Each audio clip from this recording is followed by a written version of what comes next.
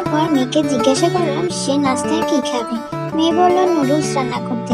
তাই ভাবলাম একটু করে সবজি নুডলস রান্না করব, কিন্তু রান্না করতে গিয়ে পড়লাম বিপদে। কারণটা হলো বাসায় গ্যাস নেই। কার কার বাসায় এখন এই সমস্যাটা বলবেন। তো আর কি করার, নিবু নিবু গ্যাসে নুডলস রান্না বসিয়ে দিলাম।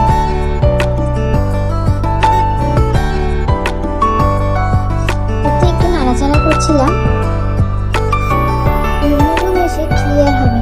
তো এই তো রান্না বসিয়ে দিয়ে আমি একটু নুডলস রান্নার জন্য পেঁয়াজ, টমেটো আর কাঁচামরিচ কাটছিলাম। যেহেতু সবজি নুডলস রান্না করবো তাই একটু বাঁধাকপি নিলাম। বাঁধাকপিটাও কেটে নেব এখন আমি। দেখতেই থাকুন।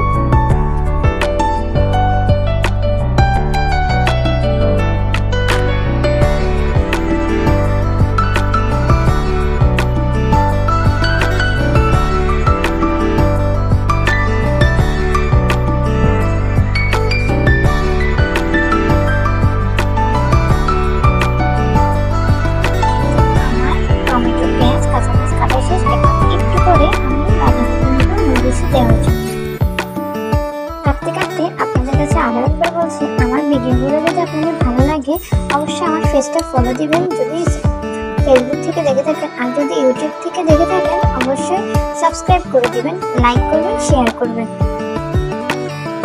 নুডলস রান্না হতে হতে আমি এই ফাঁকে আমার কিচেনে একটা জানালার পাশে এক প্ল্যান্ট লাগিয়েছি, ওইটা দেখছিলাম। আমার বারান্দা বাগানে ছিল, কিন্তু আমার বারান্দা বাগানে সব গাছই মারা যাওয়ার পরও এই গাছটা রয়ে গেল। তাই কিচেনে জানালা এসে রেখে দিলাম। কেমন হলো বলবেন। তো এই তো আমার নুডলসটা আস্তে আস্তে সিদ্ধ হয়ে যাচ্ছে। এখন আমি নুডলসটা ছেঁকে নেব।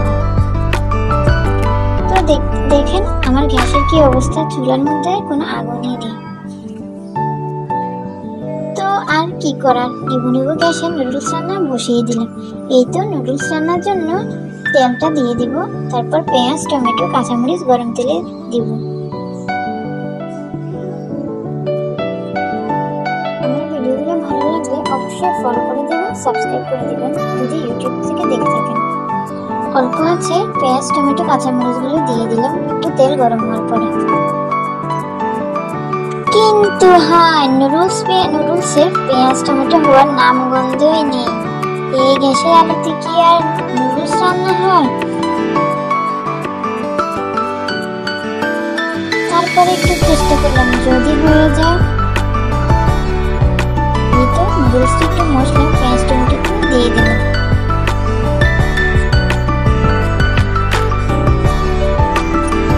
তারপরে আমার নুডলস পেঁয়াজ টমেটো আর নাম গন্ধ নেই।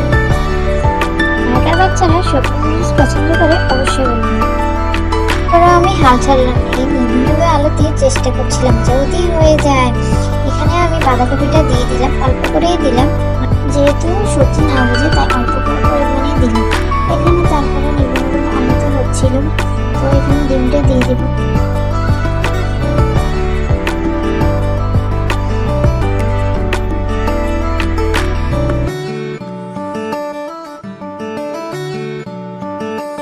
তারপর আর কি করা হচ্ছিল না, এই গ্যাসের আলোটা আমার আর সহ্য হচ্ছিল না। তো আর কি করার, দুঃখ কষ্টে মিনি কুকারটা ফটাফট বের করে নিয়ে বাকি কাজটা সারলাম, মানে নুডলস রান্না করে শেষ করলাম।